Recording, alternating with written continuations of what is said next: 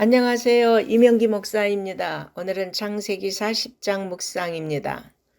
어느 정도 시간이 흐른 후 요셉이 갇혀있던 감옥에 바로 신하 두 사람이 들어왔습니다. 그들은 바로의 술과 떡을 담당하는 관원장이었습니다. 이들이 어떤 죄를 지었는지는 알 수 없지만 왕의 술을 책임지는 직책은 일반적으로 왕이 총애하는 자가 맡았습니다. 느헤미야도 페르시아 왕실에서 유사한 직책을 맡았던 것으로 보입니다.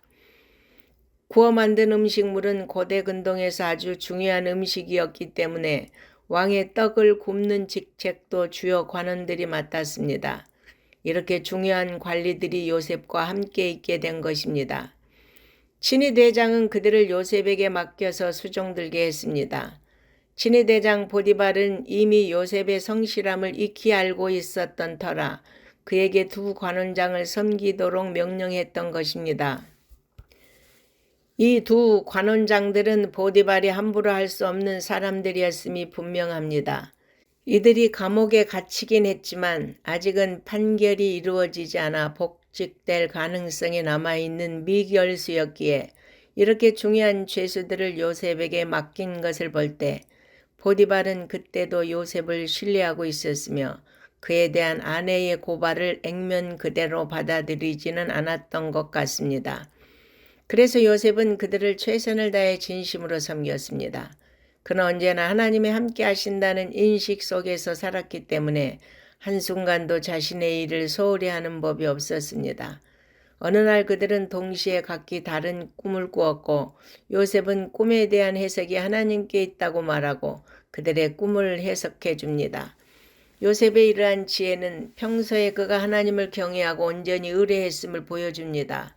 우리도 요셉처럼 하나님을 진정으로 경외하고 의지한다면 요셉과 같이 지혜와 총명을 주시고 고난을 슬기롭게 이겨나가게 하실 것입니다. 요셉이 그들의 꿈을 해석한 대로 술 맡던 관원장은 관직을 회복했고 떡 굽는 관원장은 처형당했습니다.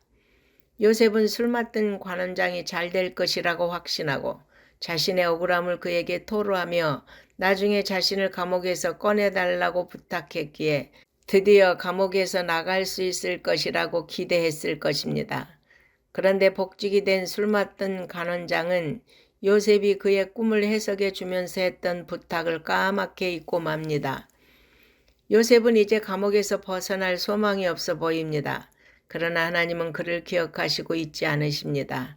하나님은 요셉이 바로왕 앞에 서도록 이끌어내실 것입니다.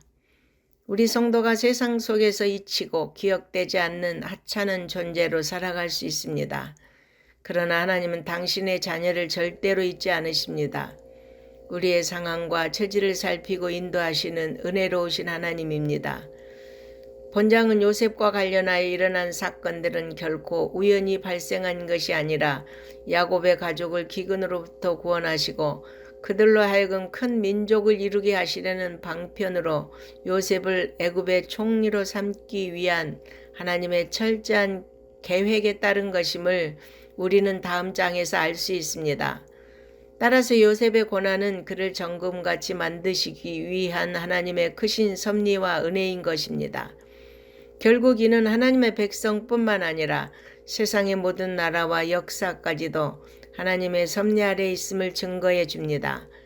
그러므로 성도 여러분, 요셉처럼 우리도 오직 하나님만 의지하시기 바랍니다. 아멘.